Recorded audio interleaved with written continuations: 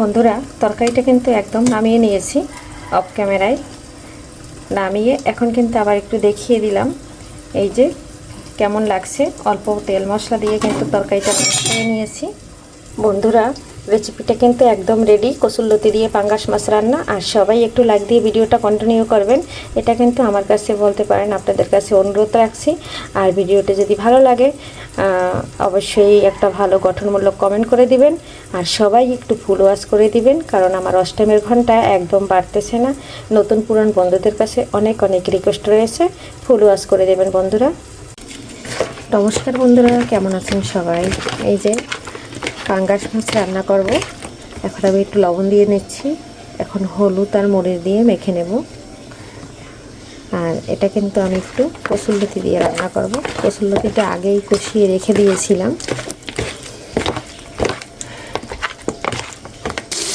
এই যে দেখুন বন্ধুরা, মাছটা কিন্তু ভেজে নিচ্ছি। তেলটা আগেই চুলার উপর দিয়ে দিয়েছিলাম।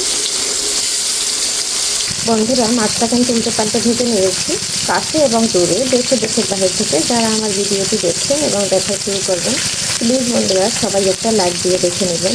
আর যারা সবসময় নতুন পুরান বন্ধুরা আমার ভিডিওটি দেখে, তাদের জন্য রয়েছে মন থেকে অফুরন্ত ভালোবাসা এবং অনেক অনেক আশীর্বাদ। সবাই ভালো থাকবেন আর এভাবে আমার পাশে থাকবেন। সবাই আমার ভিডিওটা ফুল ওয়াচ করে দিবেন। আশা করছি দেখতে দেখতে একসময় ভালো লেগে যাবে। বন্ধুরা, এখানে কিন্তু অক্টাভেরায় কয়েকটা কালো জিরে দিয়ে দিয়েছি। আর দিয়ে দিচ্ছি ফ্রিজের একদম বরফ মশলা, একটু পেঁয়াজ বাটা, আর দিয়ে দিচ্ছি কাঁচামরিচ বাটা, দিয়ে দিলাম একটু জল। বন্ধুরা, মশলাটা কিন্তু গলে গেছে, কারণ আমি ফ্রিজ থেকে একদম বরফের টুকরো দিয়ে দিয়েছি।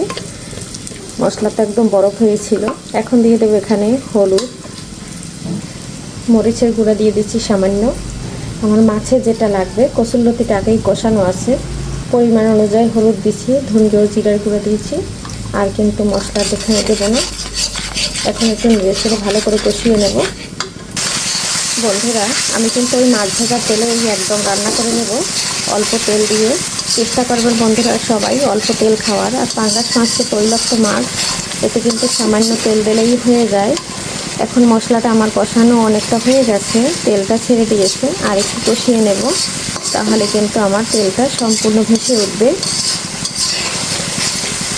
দেখুন বন্ধুরা, মশলাটা একদম তেলটা ছেড়ে দিয়েছে। আর এখন আমার কষিয়ে রাখা কসুরলতিটা দিয়ে দেবো। কসুরলতিটা দিয়ে দিয়েছি। এখন এটা এই মশলার ভিতরে আর একটু কষিয়ে নেব। দেখুন বন্ধুরা, কসুরলতিটা দেওয়ার পরেও তেলটা কিন্তু একদম ভেসে উঠেছে। আমি এই যে আর 1 মিনিট নেড়ে ছেড়ে কষিয়ে নেব।